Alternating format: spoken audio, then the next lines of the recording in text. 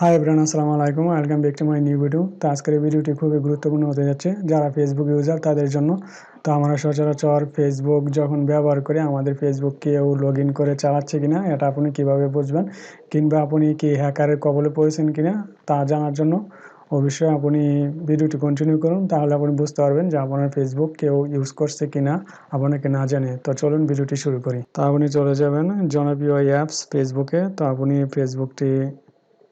Facebook অ্যাপসটা open করে নেবেন। চলে যাবেন জনপ্রিয় ফেসবুক অ্যাপসে আসার পর আপনি এখান থেকে থ্রি ডট এখানে ক্লিক করে দেবেন।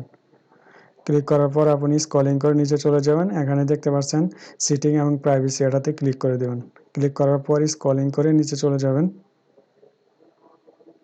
তো এখান থেকে সিটিং অপশনটি সিলেক্ট করে নেবেন। সিলেক্ট হওয়ার পর আপনি স্ক্রলিং করে নিচে চলে আসবেন।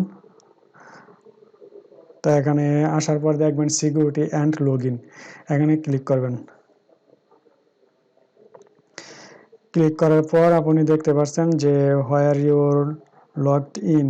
তো আমি এই ফেসবুকটি স্যামসাং গ্যালাক্সি J2 প্রাইম এটা দিয়ে চালাচ্ছি, আর উইন্ডোজ পিসিতে এটা কানেক্ট দেওয়া আছে। তো আপনি যদি দেখতে চান যে আসলে এখানে লিস্ট আপনি আপনার এই ফেসবুককে কোন ডিভাইস দিয়ে লগ ইন করছে তা দেখার জন্য আপনি সিমুরে ক্লিক করবেন। অর্থাৎ আপনি ফেসবুক যতজন ইউজ করছে এখানে সবগুলোর কোন কোন ডিভাইসে আপনি এটা লগ ইন করেছেন এটা চলে আসবে। তো আপনার ব্যক্তিগত ডিভাইস হলে আপনি এটা রাখবেন, আর যদি ব্যক্তিগত ডিভাইস বাদে অন্য কোনো ডিভাইসে লগ ইন করা দেখেন তাহলে অবশ্যই আপনি পাসওয়ার্ডটা আবার সেট করে নেবেন। আর নয় আপনার ফেসবুকে যা ছবি আদান প্রদান করেন তা কিন্তু হ্যাকারের কবলে পড়তে পারে। তাই আপনি সতর্কভাবে এই জিনিসটা দেখবেন। তো আমার এখানে কিন্তু অনেকগুলো চার্ট আসছে, তার মধ্যে স্যামসাং গ্যালাক্সি J2 প্রাইম এবং উইন্ডোজ এবং আইফোন 6s। তো আমি এই তিনটা দিয়েই আমার ফেসবুক ব্যবহার করে থাকি, তাই এই তিনটা ডিভাইসই দেখাচ্ছে।